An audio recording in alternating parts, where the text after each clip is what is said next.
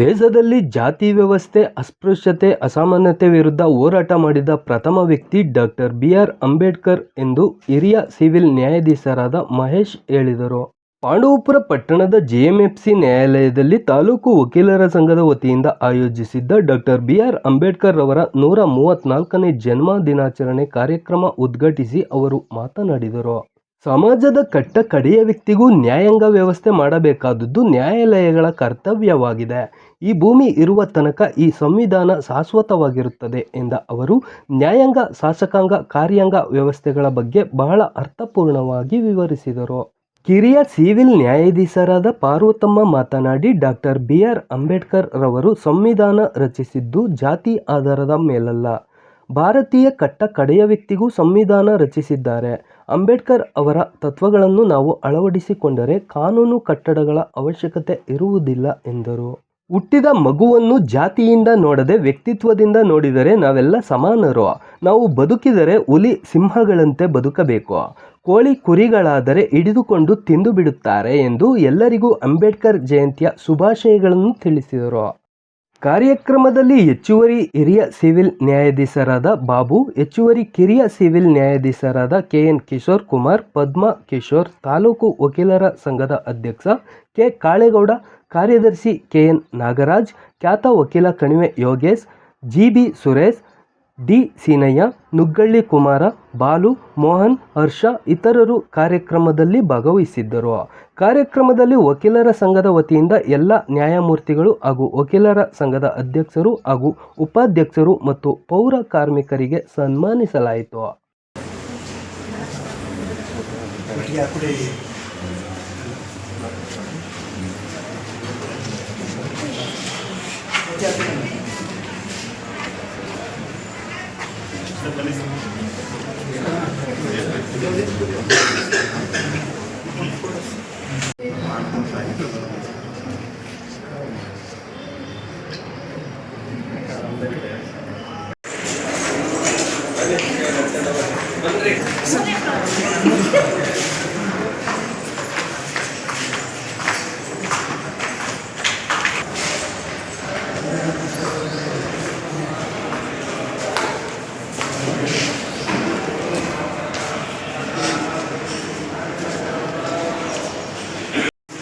ಪಾಂಡವಪುರ ಸಂವಿಧಾನ ಶಿಲ್ಪಿ doctor B R. Ambedkar ಅವರ 134ನೇ ಜನ್ಮದಿನಾಚರಣೆಯನ್ನು ಇಂದು ಹಮ್ಮಿಕೊಂಡಿದ್ದೇವೆ.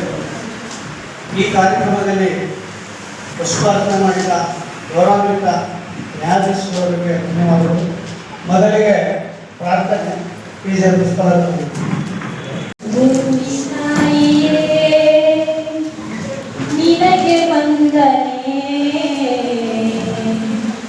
ಕೋಟಿ ಕೋಟಿ ಜೀವಗಣದ ಕೋಟಿ ವಂದನೆ, ಕೋಟಿ ಕೋಟಿ ಜೀವಗಣದ ಕೋಟಿ ವಂದನೆ. ಭೂಮಿ ತಾಯಿಯೇ ನಿನಗೆ ವಂದನೆ, ಕೋಟಿ ಕೋಟಿ ಜೀವಗಣದ ಕೋಟಿ ವಂದನೆ, ಕೋಟಿ ಕೋಟಿ ಜೀವಗಣದ ಕೋಟಿ ವಂದನೆ. ಜೀವವು ಜನಿಸಿದೆ, ನಿನ್ನ ಮಡಿಲಲ್ಲಿ ಜೀವವು ಬದುಕಿದೆ, ನಿನ್ನ ಒಡಲಲ್ಲಿ ಜೀವವು ಜನಿಸಿದೆ, ನಿನ್ನ ಮಡಿಲಲ್ಲಿ ಜೀವವು ಬದುಕಿದೆ. ನಿನ್ನ ಕರುಣೆ ಪ್ರೀತಿಯೇ ನಮ ಜೀವಧಾರೆಯು, ನಿನ್ನ ಶಾಂತಿ ಸಹನೆ ತತ್ವವೇ ಅಮರ ಶಕ್ತಿಯು, ನಿನ್ನ ಶಾಂತಿ ಸಹನೆ ತತ್ವವೇ ಹಕ್ಕು ಅಧಿಕಾರಗಳನ್ನ ಕೊಟ್ಟರು, ಮತದಾನದ ಹಕ್ಕನ್ನು ಕೊಟ್ಟರು. ಸಂವಿಧಾನದ ಅನುಚ್ಛೇದಗಳಲ್ಲಿ ನಾವು ನೀವೆಲ್ಲರೂ ಕೂಡ ಇವತ್ತು ಕರಿಕೋಟ ಹಾಕೊಂಡು ಇವತ್ತು ಈ ನ್ಯಾಯವಾದಿಯಾಗಿ ಏನಾದರೂ ನಾವು ಇಲ್ಲಿ ನಿಂತಿದ್ದೀವಿ ಅಂದ್ರೆ ಬಾಬಾ ಸಾಹೇಬ್ ಅಂಬೇಡ್ಕರ್ ಅವರ ಕಾರಣ. ಇಡೀ ಕೇಂದ್ರ ಸರ್ಕಾರ, ರಾಜ್ಯ ಸರ್ಕಾರಗಳಲ್ಲಿರ್ತಕ್ಕಂಥ ಸುಮಾರು 80% ಇರ್ತಕ್ಕಂಥವ್ರು ನಾವು ವಕೀಲರಾಗಿದ್ದೀವಿ. ಅಂತ ಪವರನ್ನ ಮತದಾನದ ಹಕ್ಕನ್ನು ಮುಖಾಂತರವಾಗಿ ಕೊಟ್ಟಿರ್ತಕ್ಕಂಥವ್ರು ಬಾಬಾ ಸಾಹೇಬ್ ಅಂಬೇಡ್ಕರ್ ಅವರು. ಈ ಒಂದು 134ನೇ ಜಯಂತಿಯನ್ನು ನಿಜಕ್ಕೂ ಕೂಡ ಪಾಂಡವಪುರದ ಆಡಳಿತ ಮಂಡಳಿ ವಕೀಲರ ಸಂಘ ಏನಿದೆಯೋ ಇದಕ್ಕೆ ನಾವೆಲ್ಲರೂ ಕೂಡ ಚರವಣೆ ಆಗಿರ್ತೀವಿ.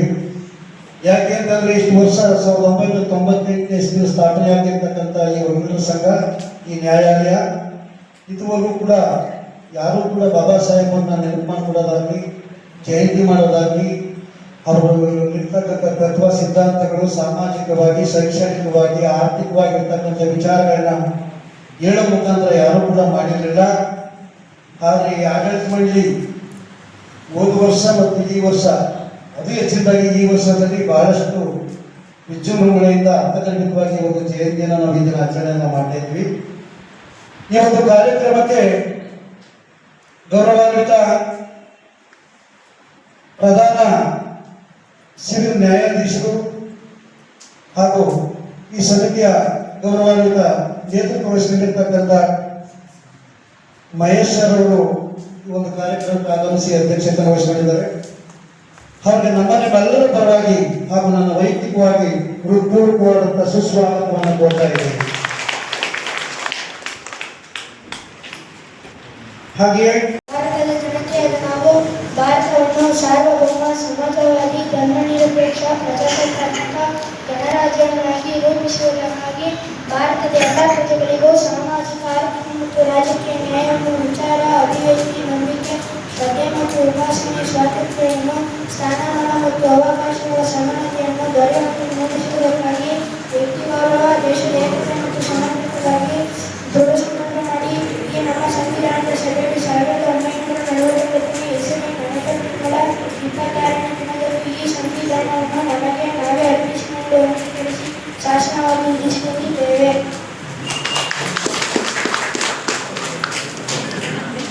The Constitution of India. We the people of India, having solemnly resolved to constitute India into a sovereign, socialist, secular, democratic republic, and to secure to all its citizens justice, social, economic, and political liberty of thought, expression, belief, faith, and worship, equality of status and of opportunity, and to promote among them all fraternity, assuring the dignity of the individual and the unity and integrity of the nation. In our Constitution Assembly this 26th day of November 1949 do hereby adopt and enact due to among ourselves this Constitution. Jai Hind Jai Bharat.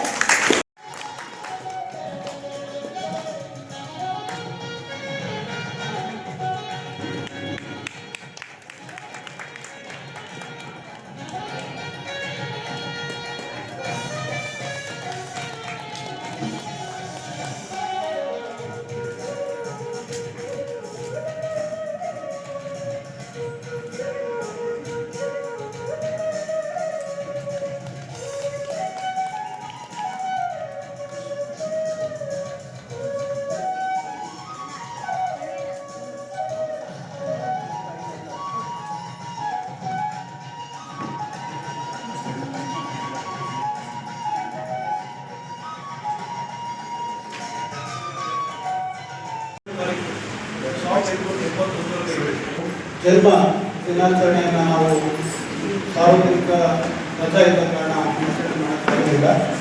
ಇಂದು ನಮ್ಮ ವಕೀಲ ಸಂಘದಲ್ಲಿ ಈ ಒಂದು ಕಾರ್ಯಕ್ರಮವನ್ನು ತುಂಬ ಅದ್ದೂರಿಯಾಗಿ, ಅಚ್ಚುಕಟ್ಟಾಗಿ ನಮ್ಮ ವಕೀಲರು ಆಯೋಜನೆ ಮಾಡ್ತಾರೆ. ಅಂಬೇಡ್ಕರ್ ಅವರ ಜೀವನದ ಬಗ್ಗೆ ಈಗ ನಮ್ಮ ಪ್ರಸನ್ನ ಅವರು ಒಂದು ಆಟದಿಂದ ಹೇಳ್ಬೋದು. ಅವರು 14 ಏಪ್ರಿಲ್ 1891ರಲ್ಲಿ ಮಹಾರಾಷ್ಟ್ರದ ಒಂದು ಸಣ್ಣ ಹಳ್ಳಿಯಲ್ಲಿ ಜನಿಸಿದರು. ಅವರ ತಂದೆ ರಾಮಜಿ ಸರ್ಕಾರ್, ತಾಯಿ ವೀರಬಾಯಿ.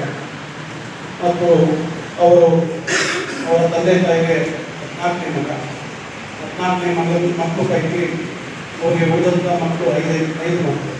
ಅವರ ಪೈಕಿ ಒಬ್ಬರೇ ಮಹಾನ್ ಸಾಧನೆ ಚಿತ್ರದಲ್ಲೇ ತೋರಿಸಿದಂಥ ವ್ಯಕ್ತಿ. ಅವರ ಒಂದು ಬಾಲ್ಯ ಜೀವನದಲ್ಲಿ ಅವರು ಪ್ರಾಥಮಿಕ ಶಿಕ್ಷಣ ಹಂತದಲ್ಲಿ ಹೋಗ್ತಾ ಇದ್ದಾಗ ಅವರು ತುಂಬ ಒಂದು ಅಸ್ಪೃಶ್ಯತೆ ಮತ್ತು ಮೇಲ್ಜಾತಿಗಳಿಂದ ಒಂದು ದೌರ್ಜನ್ಯಕ್ಕೆ ಒಳಗಾದ ಸಂದರ್ಭಗಳಲ್ಲಿ ಅವರು ಆ ಒಂದು ಚಿಕ್ಕ ವಯಸ್ಸಿನಲ್ಲೇ ಅದನ್ನು ಅವರು ವಿರೋಧ ಮಾಡೋದಕ್ಕೆ ಪ್ರಯತ್ನ ಪಟ್ಟು ಹಲವಾರು ದೂರುಗಳನ್ನು ಅವ್ರ ತಂದೆ ಹತ್ರ ಹೋಗಿ ಹೇಳ್ತಾ ಇದ್ರು. ಅವ್ರ ತಂದೆ ಮಿಲಿಟರಿಯಲ್ಲಿ ಸುಬೇದಾರ್ ಆಗಿ ಕೆಲಸ ಮಾಡಿ ರಿಟೈರ್ಡ್ ಆಗಿದ್ರು. ಅವ್ರು 2 ವರ್ಷ ಇದ್ದಾಗ ಅವರು ರಿಟೈರ್ಡ್ ಆಗಿ ಒಂದು ಶಾಲೆಯಲ್ಲಿ ಮುಖ್ಯೋಪಾಧ್ಯಾಯರಾಗಿ ಕೆಲಸ ಮಾಡಲಿಕ್ಕೆ ಪ್ರಾರಂಭ ಮಾಡಿದರು. ಅವರ ಒಂದು ಒಳ್ಳೆಯ ಒಂದು ಹಿತ ನುಡಿ ಮತ್ತು ಅವರಿಗೆ ನೀಡಿದಂಥ ಒಂದು ಸಲಹೆ ಅವರನ್ನು ಇಷ್ಟು ದೊಡ್ಡ ಮಟ್ಟಕ್ಕೆ ಕೊಂಡೊಯ್ಯಲಿಕ್ಕೆ ಕಾರಣ ಆಯಿತು. ಅವರ ತಂದೆ ಎಲ್ಲನೂ ಸಹಿಸಿಕೊಂಡು ನಮ್ಮ ಹಿಂದೂ ವ್ಯವಸ್ಥೆಯಲ್ಲಿ ನಾವು ನೋಡ್ತೀವಿ, ಮೊದಲಿನಿಂದಲೂ ಒಂದು ಜಾತಿ ವ್ಯವಸ್ಥೆ ಅನ್ನೋದು ಬೇರೆ ಹುಡುಕೊಂಡಿದೆ. ಆ ಒಂದು ಜಾತಿ ವ್ಯವಸ್ಥೆ ವಿರುದ್ಧ, ಅಸ್ಪೃಶ್ಯತೆ ವಿರುದ್ಧ ಹೋರಾಟ ಮಾಡಿದ ಹೋರಾಟಗಾರರಲ್ಲಿ ಪ್ರಥಮರು ನಮ್ಮ ದಾದಾ ಸಾಹೇಬ್ ಬಿ ಆರ್ ಅಂಬೇಡ್ಕರ್. ಆ ಒಂದು ಅವರು ಒಂದು ಜೀವನದಲ್ಲಿ ಅನುಭವಿಸಿದಂಥ ಒಂದು ನೋವು ಬೇರೆ ಯಾರಿಗೂ ಅನುಭವ ಬರಬಾರ್ದು ಅನ್ನೋ ಒಂದು ತೀರ್ಮಾನ ಆಗಬೇಕು. ಅವರು ಬಹಳ ಒಂದು ಸಂವಿಧಾನವನ್ನು ನಮಗೆ ಕೊಟ್ಟು ಆ ಒಂದು ಅವರ ಒಂದು ಕಷ್ಟ ಸುಖ ಇನ್ಯಾರಿಗೂ ಬರಬಾರ್ದು ಅಂತೇಳಿ ಸಂವಿಧಾನವನ್ನು ರೂಪಿಸಿದ್ದಾರೆ. ಹುಟ್ಟಿದ ತಕ್ಷಣ ಅದು ಮಗು ಅಂತ ಅಷ್ಟೇ ಹೆಸರು ಕೊಡ್ತಾರೆ ಹೊರತಾಗಿ ಅದಕ್ಕೆ ಯಾವುದೇ ಜಾತಿಯನ್ನ ಸೇರಿಸಲ್ಲ. ಅದು ಬೆಳೀತಾ ಬೆಳೀತಾ ಅವರ ಕಟ್ಟುಪಾಡುಗಳನ್ನ ನೋಡ್ಕೊಂಡು ಆ ಮಗುಗೆ ಒಂದು ಜಾತಿಯನ್ನ ಕೊಡ್ತಾರೆ. ಅದನ್ನ ನೆನ್ಪಿಟ್ಕೊಂಡ್ರೆ ನಮ್ಮ ನಾವು ವಿಶ್ವಮಾನವ ಅಂತ ನಿಮ್ಗೆಲ್ಲ ಗೊತ್ತಿದೆ. ನಾವು ರಾಷ್ಟ್ರಕ್ಕೆ ಗುಂಪು ಅವ್ರನ್ನ ಕರಿತೀವಿ. ಅದು ಬಿಟ್ಟರೆ ನಮ್ಮ ಬಾಬಾ ಸಾಹೇಬ್ ಅಂಬೇಡ್ಕರ್ ಅವರು ಕೂಡ ವಿಶ್ವಮಾನವ ಅಂತ ಹೇಳೋದು ವಿಶ್ವಕ್ಕದು ನಮ್ಮ ಭಾರತೀಯ ಜನತೆಗೆ ಹೆಮ್ಮೆಯ ಸಂಗತಿ ಅಂತ ತಿಳ್ಕೋಬೇಕು ನಾವು. ಯಾಕಂದ್ರೆ ಅಂಬೇಡ್ಕರ್ ಅವರು ಅವರೊಂದು ತತ್ವದಲ್ಲಿ ಹೇಳ್ಕೊಂಡಿದ್ದಾರೆ, ನಾನು ಸಂವಿಧಾನವನ್ನು ರಚಿಸಿದ್ದು ಜಾತಿ ಆಧಾರದ ಮೇಲೆ ಅಲ್ಲ, ಭಾರತೀಯ ಜನತೆಯ ಕಟ್ಟ ಕಡೆಯ ವ್ಯಕ್ತಿಗೆ ನಾನು ಸಂವಿಧಾನ ಕೊಟ್ಟಿರೋದು ಅಂತ ಹೇಳಿದ್ದಾರೆ. ಇದನ್ನ ನಾವು ನಮ್ಮ ಇದರಲ್ಲಿ ಅಳವಡಿಸಿಕೊಂಡ್ರೆ ಯಾವುದೇ ರೀತಿಯ ನಮ್ಗೆ ಏನು ತತ್ವಗಳನ್ನು ಅಳವಡಿಸಿಕೊಂಡು ಹೋದ್ರೆ ಯಾವುದೇ ರೀತಿಯ ಕಾನೂನು ಕಟ್ಟಡಗಳಿದೆ ನೋಡ್ರಿ ಯಾವ್ದು ಅವಶ್ಯಕತೆ ಇರಲಿಲ್ಲ. ಅವ್ರೇನು ತತ್ವಗಳನ್ನ ಪಾಲಿಸಿದ್ರೆ ಸಾಕು. ನಮ್ಮ ಜೀವನದಲ್ಲಿ ಅದು ಅಳವಡಿಸಿಕೊಂಡ್ರೆ ಯಾವುದೇ ತಾರತಮ್ಯ ಅದ್ಭುತ ಏನಿದ್ನೆಲ್ಲ ತೊಲಗಾಕ್ಬೋದು. ಅದಕ್ಕೆ ಒಬ್ಬ ವ್ಯಕ್ತಿ ಬರಬೇಕಾಗಿಲ್ಲ. ಅವ್ರ ಸಂವಿಧಾನನೇ ನಮ್ಗೆ ಹೇಳ್ದಂಗೆ ಪವಿತ್ರ ಗ್ರಂಥ, ನಮ್ಗೆಲ್ಲ ಭಗವದ್ಗೀತೆ ಇದ್ದಂಗೆ ಸಂವಿಧಾನ.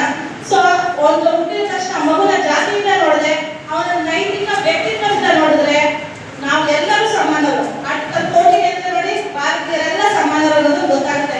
ಅದೇ ತರ ಇವತ್ತು ನೋಡಿ ನಾವು ಮಾತಾಡ್ತಾ ಇದ್ದೀವಿ article 19 freedom of speech and expression. ನಾವು ಮಾತಾಡ್ತಿದ್ವಿ ಎಕ್ಸ್ಪ್ರೆಷನ್, ಇವರು ಮೀಡಿಯಾದವರು ಬಂದಿದ್ದಾರೆ. ಸೊ ಇದನ್ನ ಕೊಟ್ಟಿರೋದು ಯಾರು? ನಮ್ಮ ಬಾಬಾ ಸಾಹೇಬ್ ಅಂಬೇಡ್ಕರ್ ಅವರು. ಮುಂಚೆ ನಾವು ಮಾತಾಡ್ತಿದ್ವಾ? ಇಲ್ಲ. ಸೊ ಅಷ್ಟು ನಮ್ಗೆ ಮಾತಾಡಕ್ಕೆ ಸಂವಿಧಾನ ಇಲ್ಲದೆ ಯಾವುದೇ ಮಾತಾಡೋದು ಕೂಡ ನಮ್ಗೆ ಆ ಧೈರ್ಯ ಇರ್ತಾ ಇರಲಿಲ್ಲ. ಸೊ ಎಲ್ಲಾದ್ರೂ ಕಟ್ಟುಪಾಡುಗಳನ್ನ ನಾವು ಎದುರುಕೊಂಡು ಬಾಯ್ಬೇಕಾಗಿತ್ತು ನಮ್ಮ ಈ ಸಂವಿಧಾನ ಅಳವಡಿಸ್ಕೊಳ್ಳೋಕೆ ಮುಂಚೆ. ಸೊ ಇದರಿಂದ ಇನ್ನೊಂದೇ ಒಂದು ತತ್ವ ಅಂಬೇಡ್ಕರ್ ಅವರು ಹೇಳಿದ್ದಾರೆ, ನಾವು ಬದುಕಿದರೆ ಹುಲಿ ಮತ್ತು ಸಿಂಹಗಳಂತೆ ಬದುಕಬೇಕಂತೆ. ಯಾಕೆಂದ್ರೆ ನಿಮ್ಗೆಲ್ಲ ನನಗೆ ಗೊತ್ತಿಲ್ಲ, ಕೋಳಿ ಮತ್ತೆ ಹುಲಿ ಮಾತ್ರ ಅಂತ ಕಡಿಯೋದು. ಸೊ ಹುಲಿ ಸಿಂಹನ ಯಾರು ಕಡಿಯೋದು ಗೊತ್ತೆ. ಸೊ ಅದನ್ನ ತತ್ವನ ಅಳಿಸ್ಕೊಂಡ್ರೆ ನಾವೆಲ್ಲ ಹುಲಿ ಸಿಂಹಗಳಂತೆ ಬದುಕಬೇಕು. ನಾವು ಭಾರತೀಯ ಜನತೆ ಅವರ ಸಂವಿಧಾನ ತತ್ವಗಳನ್ನು ಅಳವಡಿಸ್ಕೊಳ್ಳೋಣ ಅಂತ ಹೇಳ್ತೀವಿ.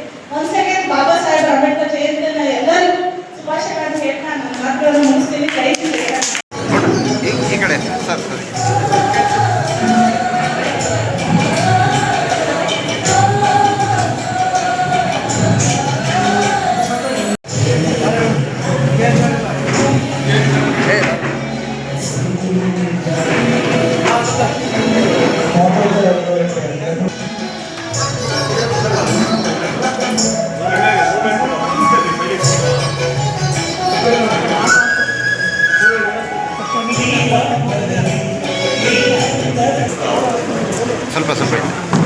ಸ್ವಲ್ಪ ಹಿಂದೆ